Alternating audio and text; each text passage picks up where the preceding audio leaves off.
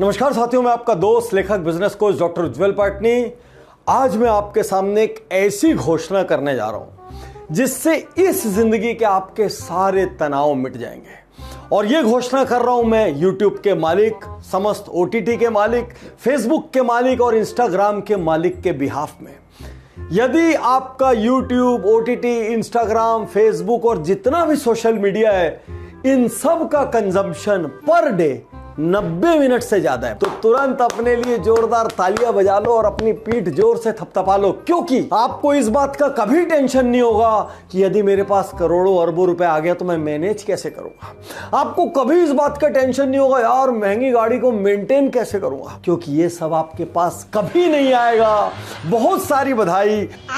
आप जिंदगी भर आनंद से अपने बिस्तर पर लेटकर इंस्टा, शॉर्ट्स, ये सारा कुछ देखते हुए बिता सकते हैं। आप कहेंगे पाटनी साहब क्या आप बहकी बहकी बातें कर रहे हैं? बहकी बहकी बात नहीं कर रहा हूं, यथार्थ कह रहा हूं, क्योंकि हर किसी को ओवरनाइट सक्सेस चाहिए, हर किसी को बिना मेहनत किए सक्सेस चाहिए।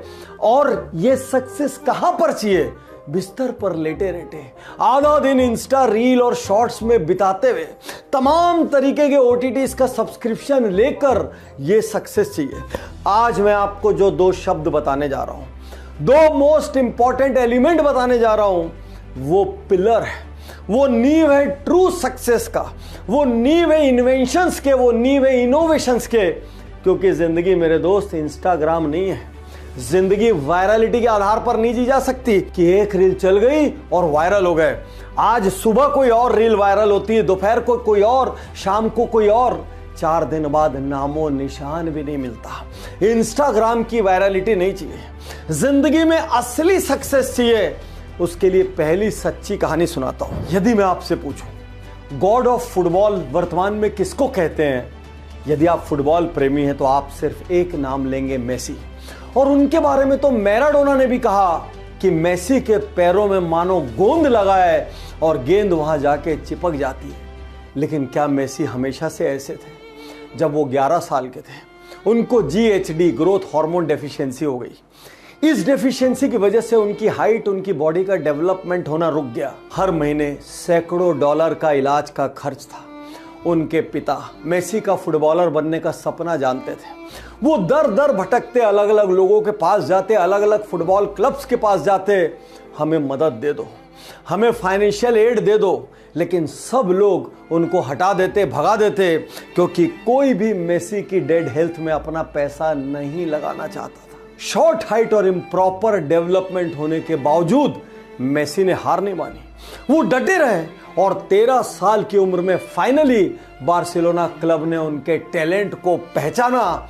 और उसके बाद क्या हुआ ये सारी दुनिया जानती है। एक दिन एक करस्पॉन्डेंट ने मेसी से कहा कि कल के मैच में आपकी सफलता के बाद आप पूरी दुनिया में ओवरनाइट सक्सेस हो गए हैं। और मेसी ने गंभीरता से जवाब दिया, ओवरनाइट नहीं था, 17 ईयर्स और 114 डेज थे।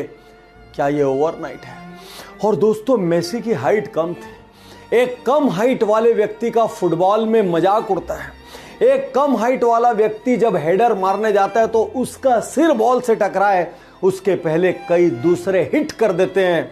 और ऐसे में मेसी का सफल होना अपने आप में एक एग्जाम्पल था।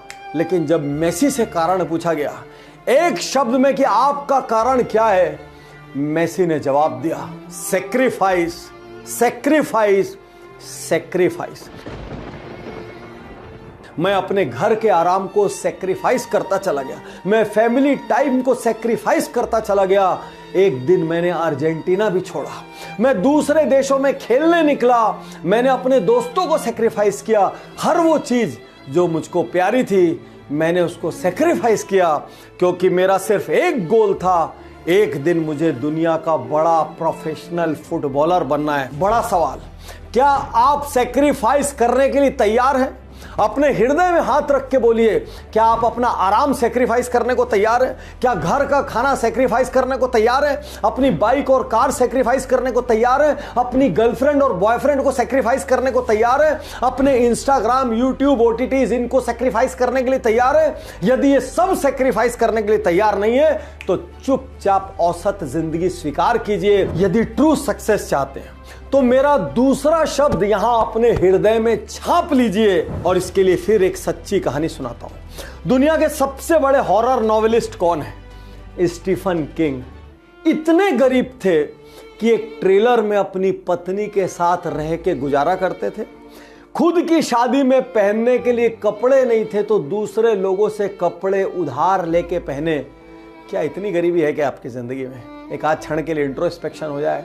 फोन छोड़ दिया क्योंकि फोन का जो मिनिमम बिल होता था उसको वो अफोर्ड नहीं कर पाते थे। सबसे बड़ी चीज जो स्टीफन किंग कहते हैं, यदि बड़ी सफलता चाहिए तो मेसी जिस तरीके से सेक्रीफाइस के लिए तैयार हुए थे उसी तरीके से स्टीफन किंग के हिसाब से आपको अगले शब्द के लिए तैयार होना चाहिए। वो शब्द है रिजेक्शन। स्टीफन किंग कहते हैं, मैंने अपने दीवारों में कीलें ठोक रखी थी और रिजेक्शन के लेटर इतने ज्यादा हो गए कि हर कील ओवरलोड हो जाती और उसके बाद मुझे नई कील ठोकनी पड़ती। इवन रिजेक्शन के नाम पर रिजेक्ट करने वाले लोग भी आ गए जो कहते थे तुमको ऑलरेडी इतने रिजेक्शन मिल चुके हैं, हम तुमको कैसे एक्सेप्टेंस दें, जरूर तुम्हारे अंदर कोई कमी होगी। और जानते हैं ग्लास फ्लोर वो शुरुआत में $35 में बिका। यहां तक कि उनकी जो पहली स्टोरी थी उस पहली स्टोरी को फ्री में प्रेजेंट करने पे भी 60 से ज्यादा रिजेक्शन मिले। अरे इतना रिजेक्शन किसी को मिलता तो प्रोफेशन चेंज कर लेता, और इतनी गरीबी किसी को मिलती तो वो जिंदगी से हार मान लेता। लेकिन वो डटे रहे क्योंकि उनका सिर्फ एक गोल था, एक दिन दुनिया का बड़ा नॉवेलिस्ट बनना है, एक दिन सारी दुनिया मुझे पढ़ेगी। और वो दिन आया क्योंकि एक दिन उनका नॉवेल बहुत बड़ी वैल्यू में बिका और दुनिया का बेस्ट सेलर हुआ। हर दिन रिजेक्शन आएंगे, क्या आप तैयार हैं? क्योंकि वो छोटा सा पीरियड यदि आपने निकाल दिया तो आप दुनिया के 99% औसत लोगों को क्रॉस करके उन 1% लोगों में आ जाएंगे जो एडवर्सिटी में खड़े रहे। अभी इसी क्षण ये शो खत्म होते साथ एक कॉपी लीजिए और लिस्ट बनाइए, जो मेरा गोल है उसको हासिल करने के लिए मैं क्या क्या सेक्रीफाइस करूंगा। यदि आप एक लंबी लिस्ट बना पाते हैं, उस पेज के नीचे साइन कर पाते हैं, अपने सबसे निकटस्थ वेल विशर्स को यह बात बोल पाते हैं, और यदि सुनने वाला कोई ना हो वो लिस्ट बना के उसकी फोटो खींच के मुझे भेज देना, मेरी दुआएं आपके साथ खड़ी होंगी। दूसरा बड़ा सवाल, कितने नंबर ऑफ रिजेक्शंस तक आप गिव अप नहीं करेंगे? तय कर लीजिए एक नंबर। 10 बार तक गिव अप नहीं करूंगा, 50 बार तक गिव अप नहीं करूंगा, 100 बार तक गिव अप नहीं करूंगा। अरे 50 और 100 तो छोड़िए, महज 10-15 रिजेक्शन के अंदर आपको रास्ता दिखने लग जाएगा, एक्सेप्टेंस आ जाएगा। क्योंकि हर रिजेक्शन के बाद जब आप अपने आप से सवाल पूछेंगे, मेरे से क्या कमी रह गई, मैं किस चीज को और बेहतर कर सकता था, जो लोग सक्सेसफुल है वो कैसे कर रहे हैं, मेरे रोल मॉडल्स कैसे कर रहे हैं, और जैसे ही आप थोड़ा सा इंप्रोवाइज करेंगे तो आप देखेंगे 2, 4, 5 रिजेक्शन के बाद अचानक एक्सेप्टेंस का दरवाजा खुलेगा। और जैसे ही 2 लोग आपके ऊपर एक्सेप्टेंस दिखाएंगे, ट्रस्ट करेंगे, बिलीव करेंगे, उसके बाद आप देखेंगे अचानक ही दुनिया बदल गई। तो 2 शब्द आज आपको दे रहा हूं, सेक्रीफाइस और रिजेक्शंस। यहां पर एक बड़ा प्रश्न उठता है, मैं डॉक्टर उज्जवल पाटनी इस यात्रा में आपकी क्या मदद कर सकता हूं? उज्जवल पाटनी यूट्यूब चैनल पर मैंने 50 से ज्यादा बायोग्राफीज दिए उन लोगों की जो अलग अलग फील्ड के सुपरस्टार हैं।